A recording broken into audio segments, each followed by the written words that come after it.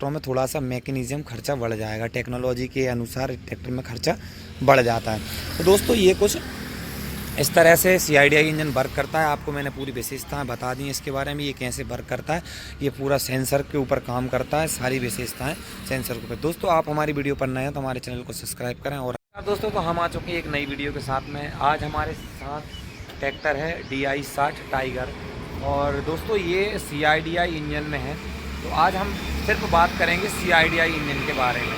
दोस्तों आइए देखते हैं अपन CIDI इंजन कैसे वर्क करता है, क्या CIDI इंजन हो। तो दोस्तों CIDI इंजन पूरा किस तरह से काम करता है, कैसा ये वर्क करता है, ये आज हम इसके बारे में जानेंगे। अभी दोस्तों इसका वर्क ऐसे होता है CIDI का।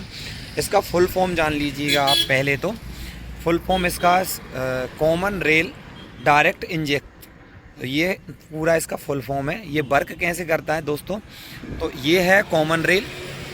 आप ये पाइप देख रहे होंगे, ये पूरी टोटल इसको बोलते हैं कॉमन रेल, ठीक है। अब डायरेक्ट इंजेक्ट मतलब कि ये आपका यहाँ से होगा कैसे सप्लाई डीजल इंजेक्शन में। तो ये आपके होते हैं इंजेक्शन, मतलब कि जो आप जानते होंगे नोजल के नाम से जाने जाते हैं। ये आपके नोजल के नाम से जाने जाते हैं। ये होते हैं नोजल। इनको हेड के ऊपर डीजल स्प्रे करना होता है, जिससे कि उसमें आग लगे और पिस्टन नीचे की ओर जाए और ये क्रैंकशाफ्ट आपकी घूमती रहे। तो इसमें क्या है, सबसे पहले स्टार्ट होता है, ये होती है एक मोटर। ये होती है मोटर। अब डीजल टैंक से जो डीजल आ रहा है वो सब मतलब फिल्टरों से होते हुए कुल मिला के डीजल आ गया यहाँ पर। अब ये गया मोटर में, मोटर से अब ये मोटर ने प्रेशर बनाया और ये आ गया आपका कहाँ पर, ये कॉमन रेल में, ठीक है। इसने प्रेशर से डीजल को धका दिया और ये आ गया आपका कॉमन रेल में यहाँ पर। अब यहाँ पर एक सेंसर लगा हुआ है, आप देख पा रहे हैं। तो सेंसर ये पूरा कंप्यूटर यहाँ पे लगा हुआ है, इसके अंदर डैशबोर्ड के अंदर यहाँ पर एक पूरा सिस्टम लगा हुआ है, कंप्यूटर लगा हुआ है। तो वो सेंसर ये इसमें सेट है कि इतना इसमें प्रेशर रखना है। कंप्यूटर से ये इसमें ये सेट है कि इसमें इतना प्रेशर रखना है। तो अब ये चारों नोजलों में, ये चारों लाइनों में, चारों नोजल के लिए डीजल सप्लाई को प्रेशर बाकायदा रख लिया वहाँ पर। अब ये कंप्यूटर डिसाइड करेगा किस पिस्टन पे कब स्प्रे करना है। तो वो यहाँ पर सेंसर लगे होंगे, देखो ये लगे सेंसर, हर नोजल पे एक सेंसर लगा हुआ है। तो वो वहाँ पर ये डायरेक्शन देगा नोजल को कि भाई आपको आप डीजल छोड़ना है।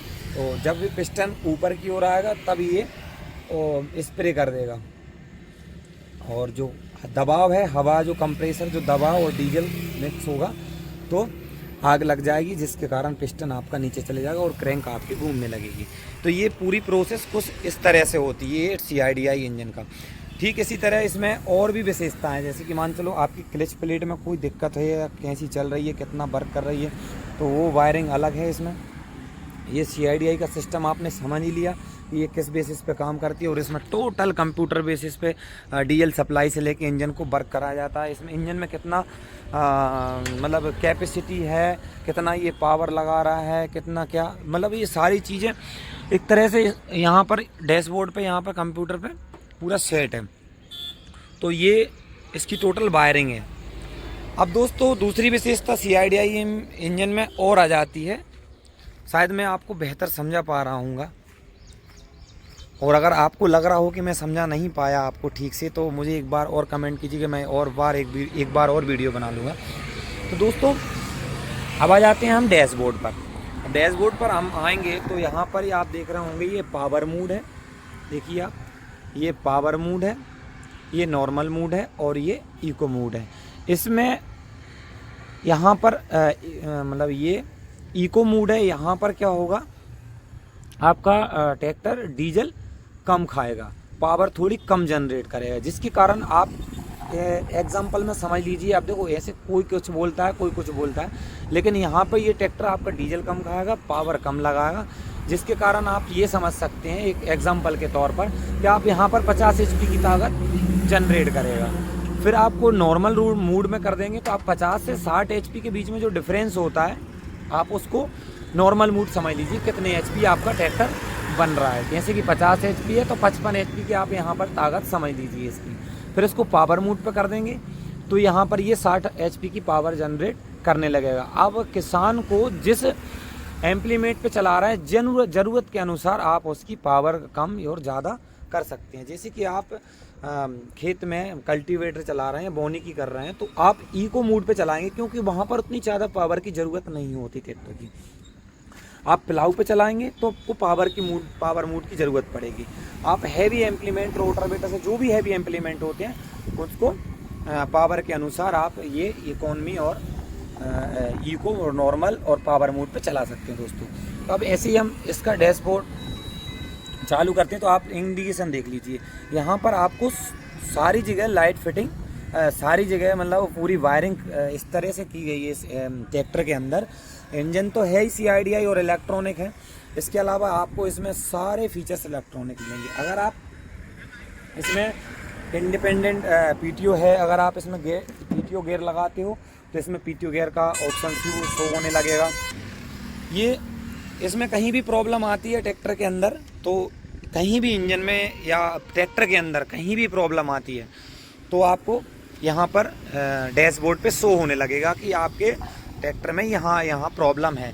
अब दोस्तों फिर होता क्या है, इसमें एक लैपटॉप से एक सॉफ्टवेयर होता है, लैपटॉप से उसको जानकारी हासिल की जाती है कि इसमें इंजन में या ट्रैक्टर में कहाँ प्रॉब्लम है। तो फिर वो इस हिसाब से एक इंजीनियर मैकेनिज्म जो होते हैं वो उसको रिपेयर करके ट्रैक्टर को या उसमें इंजन में जो भी प्रॉब्लम हो वो सब सॉल्व करके आपको सुधार के दे देते हैं।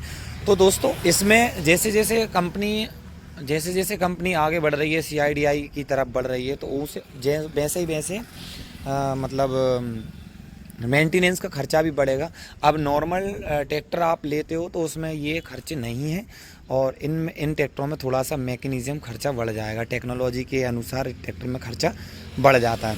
तो दोस्तों ये कुछ इस तरह से CIDI इंजन वर्क करता है। आपको मैंने पूरी विशेषताएं बता दी इसके बारे में, ये कैसे वर्क करता है।